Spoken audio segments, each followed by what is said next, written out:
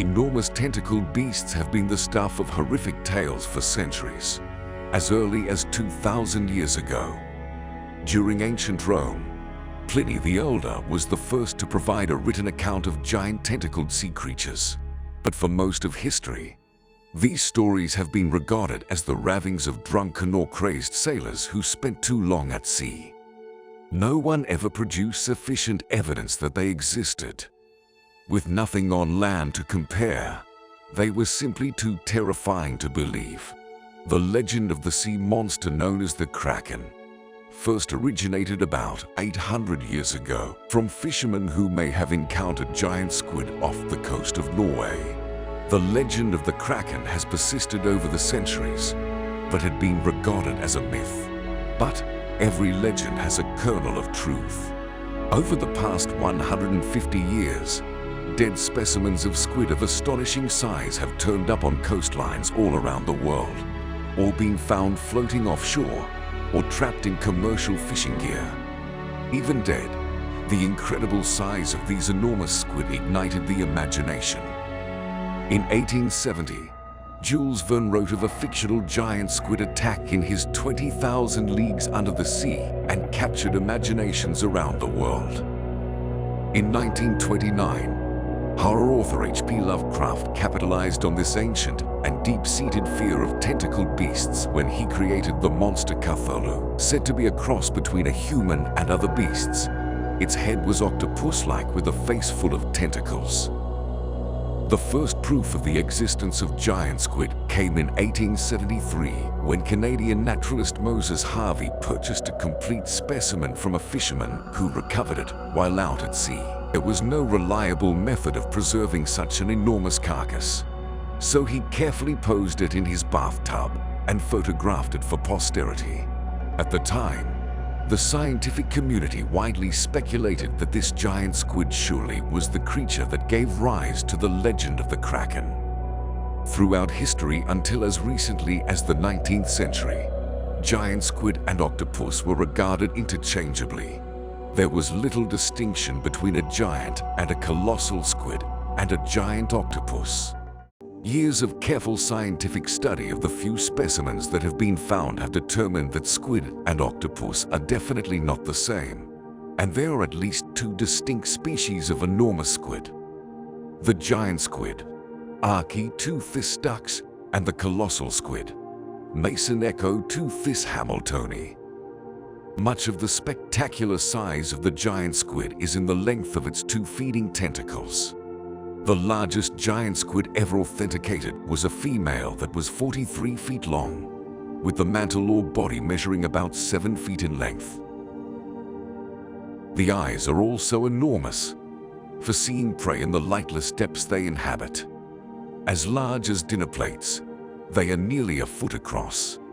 The long feeding tentacles give the giant squid the ability to strike prey from a distance of as much as 33 feet. While giant squid are generally longer than colossal squid because of the feeding tentacles, the colossal squid earned the name because of its enormous mass. This illustration highlights the difference in dimensions of the two species. Although its tentacles are shorter, the mantle of a colossal squid is nearly twice as long as a giant squid and much heavier. The largest one ever documented was captured by a fishing vessel in the Ross Sea off of Antarctica and weighed 1,091 pounds. Colossal squid are estimated to grow as long as 33 feet. Larger beaks recovered from the stomachs of sperm whales indicate that colossal squid can grow much bigger, weighing upwards of 1,500 pounds. Not only are the colossal squid the largest invertebrates in the world, they have the largest eyes of any creature on Earth, even bigger than the blue whale. Scientists have been able to determine the ages of giant squid by counting the growth rings in the calcified body parts, such as the beak and vestibular organ called the statolith. Of the few specimens that have been measured, the growth rates show that giant squid live for only about 5 years. Colossal squid are thought to be much slower growing, with slower metabolisms than the giant squid. They are found mostly in the deep, cold waters of the Southern Ocean, where they hunt deep ocean fish and other squid at over 3,000 feet down. Scientists estimate the energy requirements for a colossal squid are astonishingly low for such a large creature, only needing to consume about 1 ounce of food per day. Remains of the Patagonia toothfish have been recovered from the stomachs of colossal squid. The colossal squid captured by the New Zealand fishing vessel in Antarctic waters was hanging on to one of the toothfish they had pulled from a depth of 1,500 meters.